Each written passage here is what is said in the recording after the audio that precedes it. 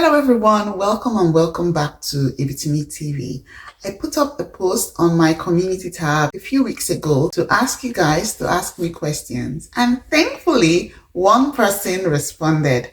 So I'll be answering her question today. In fact, she had several questions for me and I decided to make a full video just to honor this one person who took the time to ask me these questions.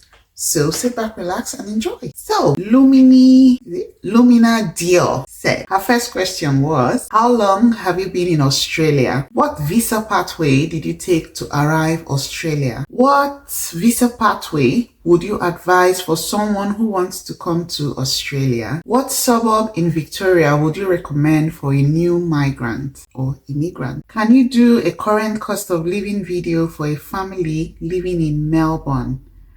How are you doing? So I'll start by saying I'm doing really well. We thank God for that.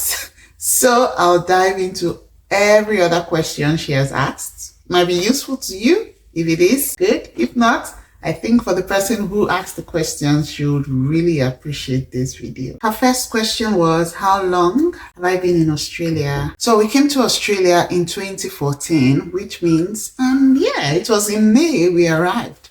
So yeah, that's about 11 years now. So I've been in Australia for 11 years. She asked, what visa pathway did we take to arrive Australia? So we came to Australia with the 189 visa, which is the skilled migrant visa. If you look through some of my older videos, you would see where I spoke about my migration story, how the journey was and everything. I think that has more details. I talked about why we decided to relocate and all of that. Yeah, so it's in that video somewhere in my channel. I will try to link it somewhere in this video so you can have access to it and get more information. There it was more like gists. I was giving you like how it was, the journey and all that. So you might enjoy that video, so just watch it. Now, so you said what pathway did we take? So we relocated via the 189 skilled migrant visa.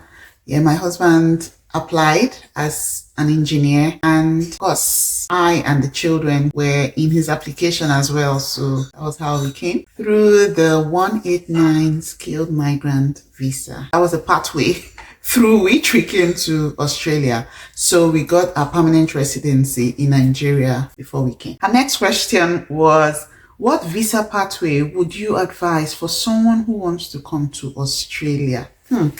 That's an interesting one. The thing about migrating to Australia is the criteria keep changing. Like every government comes up with something new. So you might be eligible today and the next moment you're no longer eligible, depending on what policies they come up with next to govern migration. So I would advise anyone who wants to migrate to Australia, you need to act fast. You need to keep your ears peeled to the ground. So as soon as there are changes, you will be aware, and if it's something that is beneficial to you, you would act fast and get in before things change again. I know that there's a list of occupations that the Australian government would favor when it comes to migration. So I think that list is on the Home Affairs website. If you go there, you would find the current occupation list. I would look for it and link it in my description so that you can go just browse through and see if your occupation falls amongst the sought after occupations right now in Australia. And if it is, then you would follow up with the process. And I would like to add a disclaimer. I'm not a migration agent, neither am I a lawyer. So any advice I give is based on my experience and what I think. It will be best for you to do your own research. But of course, whatever information I'm giving you would be something that will be valuable, but do your own research and come up with what works best for you and your family and your peculiar situation. Having said that, the best pathway, in my opinion, to migrate, or the pathway I would advise for anyone and families especially to migrate to Australia would be the 189 visa pathway, which we came with. I feel like that's the best. It's actually the best. It's the most stress-free. I wouldn't say it's the most stress-free because it's almost like the stress you will go through is before the process. So you do that, get it over and done with, you get your permanent residency, and voila, you're in Australia. As opposed to other visa classes that you have to come to Australia and then you begin to hustle and struggle. Me, I'm not about that life, but for some people it works though. But yeah, if I would say the best choice, it would be the 189 visa. But not everyone qualifies for that visa, so there are other options. Now, the next best thing to the 189 visa would be the 190 state-sponsored visa, and that's mainly for Victoria. So yeah, a state, and this also would have to do with your occupation. That's what qualifies you for the state to even choose to sponsor you. So those are my first two choices, the 189 subclass and the 190 visa. So to qualify for 189 or the 190 visa subclasses, there are some requirements. So one of the requirements is that one partner must have a skill that is in demand. I've already mentioned that, but yeah, it's part of the requirements for the 189 or the 190 visa subclasses. So the next requirement is that you must pass the points test, which is a minimum of 65.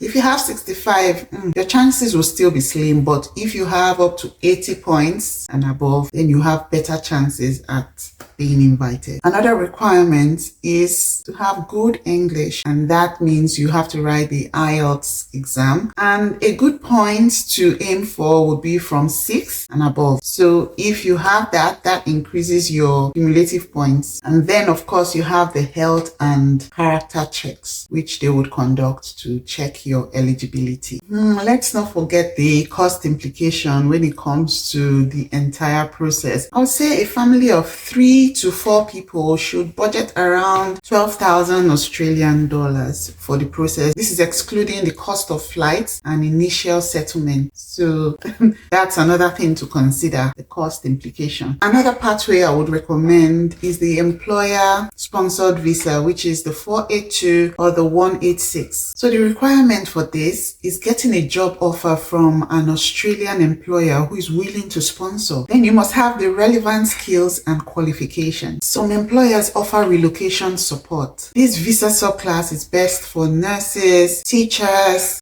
chefs, aged care workers, IT professionals, and tradespeople. The good thing about the employer-sponsored visas is that it's the cost is majorly shared by the employer and the applicant. So the burden of the cost of relocation is not entirely on you as the applicant, which is a good thing, right? So the next pathway I'll talk about is the student visa to the PR pathway. In this case, one party has to study something like social work, nursing, IT, or those in-demand occupations. In this visa category, the partner works full-time while the student is able to work 48 hours in a fortnight. After study, the student applies for graduate work visa and then you can apply for PR. The only problem I see with this route is the cost implication. It's very expensive. There you'll be thinking about an average of $25,000 to $45,000 a year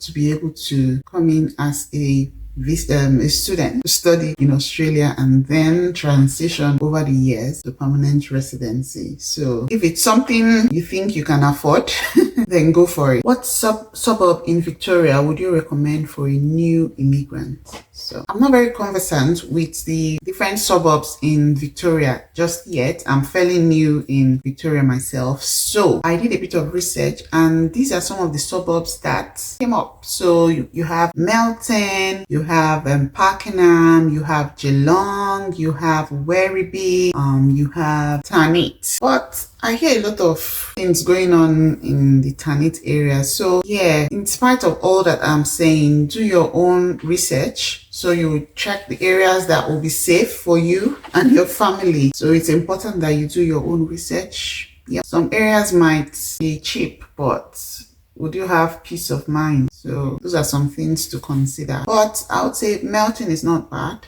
Pakenham is good. Yeah, Cranbourne as well. It's okay. One of the benefits of these areas is that you have a diverse immigrant community. You have affordable housing, good public transport to the city, schools, shopping, and jobs growing fast. If you've been looking to get your first property in Australia, that's buy your own home, these areas are areas too to consider because they are rapidly developing and there are new developments. So it's an opportunity for you to get your own property. So we'll do a breakdown the cost of living in Victoria for an average income earner. So the average full-time salary in Victoria is around $75,000 to $85,000 per annum before tax. So after tax is about $60,000 a year, or an average of $5,000 per month. So I would give you like a rough breakdown of living expenses for a family living in the outer suburbs. So we have a rent for 2-bedroom apartment. It should be going for around $1,600 to $2,000. And then we have utilities, gas, water, internet, and electricity. That should be around $300 to $400.